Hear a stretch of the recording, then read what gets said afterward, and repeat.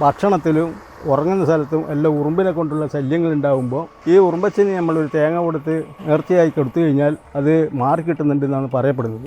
ഉറുമ്പെന്ന് വെച്ചാൽ അനക്കുമൊന്നുമില്ല, കേരളത്തിലല്ല ഇന്ത്യയിലും ആകെ ഇങ്ങനെ ഒരു അമ്പലം എൻ്റെ അറിവിൽ ഇല്ല. കൂടാതെ ഒരുപാട് ഉറുമ്പുകളെ ഇവിടെ കാണുന്നുണ്ട്. ഇപ്പം തന്നെ നോക്കിയാൽ 10-12 ഉറുമ്പിനെ കാണാൻ കഴിയും. പൂജയുള്ള സമയത്ത് പല ജാതിയിലുള്ള പല ഉറുമ്പുകളും ഇവിടെ കാണലുണ്ട്.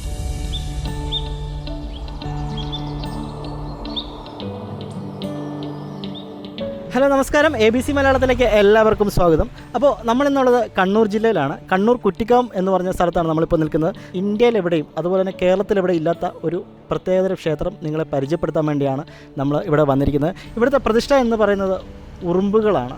ഉറുമ്പുകളെയാണ് ഇവിടെ പ്രതിഷ്ഠിച്ചിരിക്കുന്നത്. കുറേ അധികം പ്രത്യേകതകളുള്ള ഒരു ക്ഷേത്രമാണ്. ഇതിൻ്റെ വിശേഷങ്ങളും കാര്യങ്ങളൊക്കെയാണ് നമ്മളിന്ന് അറിയാൻ പോകുന്നത്. അപ്പോൾ നമുക്ക് വീഡിയോയിലേക്ക് പോകാം.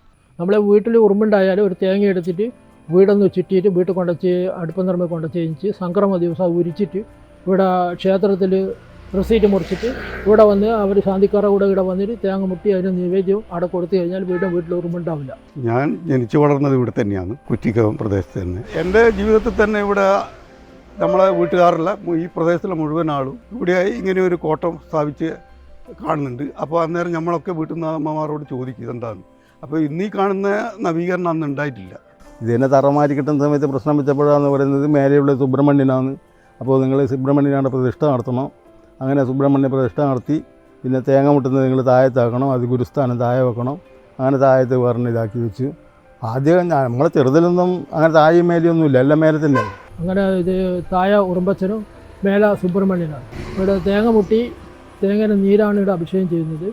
ഉറുമ്പച്ചൻ എന്ന് പറയാൻ കാരണം നമ്മൾ രാവിലെ തൊട്ട് വൈകുന്നേരം വരെ പ്രശ്നം വെച്ചപ്പോൾ ഇവിടെ എന്നാന്ന് തിരിഞ്ഞു ഇല്ല.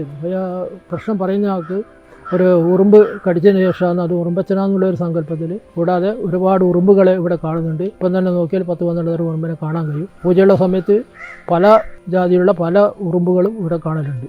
നമ്മുടെ ക്ഷേത്രത്തിന് 1200 വർഷമാണ് പറയുന്നത്. ഏകദേശം ആ തുല്യ പ്രാധാന്യം തന്നെ ഈ ക്ഷേത്രത്തിനുണ്ടാവും.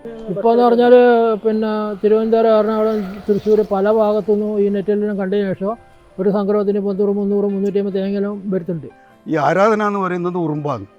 ഉറുമ്പെന്ന് വെച്ചാൽ അനക്കുമൊന്നുമില്ല, കേരളത്തിലല്ല ഇന്ത്യയിലും ആകെ ഇങ്ങനെ ഒരു അമ്പലം എൻ്റെ അറിവിൽ ഇല്ല.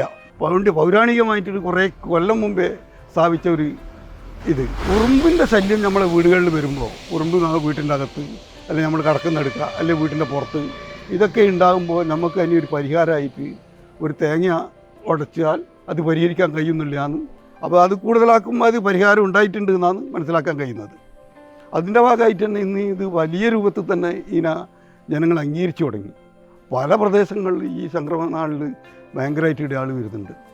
ആൾ ഈ തേങ്ങയും കൊണ്ടുവരും, അതുപോലെ തന്നെ ഊതുകത്തി കത്തിക്കും, വെളിച്ചെണ്ണ കൊടുക്കും, അങ്ങനെയുള്ള പല ചടങ്ങുകൾ ഇവിടെ നടക്കുന്നുണ്ട്. പക്ഷേ ആദ്യമായിട്ട് വരുമ്പോൾ നമ്മൾ ഉറുമ്പച്ചൻകോട്ടത്തിന് പുറമേ ഗണപതി ക്ഷേത്രത്തിൽ പോയി തൊഴുതിട്ട് ഇവിടെ വരണം എന്നാണ് ഇതിൻ്റെ ഭരണകർത്താക്കൾ പറയുന്നത്. അത് ചെയ്താൽ കുറച്ചും കൂടി ഫലപ്രദമാവും എന്നുള്ള നിലക്കാണ് കാണുന്നത്. അങ്ങനെ ചെയ്തിട്ടാണ് അധികാരം വരുന്നത്. അപ്പോൾ ഗണപതി ക്ഷേത്രം ഇതിൻ്റെ തൊട്ടടുത്താണ്. അതിവർ നിങ്ങളെ കൂട്ടിക്കൊണ്ടുപോകും. ആ ക്ഷേത്രം ഒന്ന് കണ്ടിട്ട് നിങ്ങൾക്ക് പോയാൽ മതി. അപ്പോൾ അതാണ് ഇതിൻ്റെ ഐതിഹ്യം.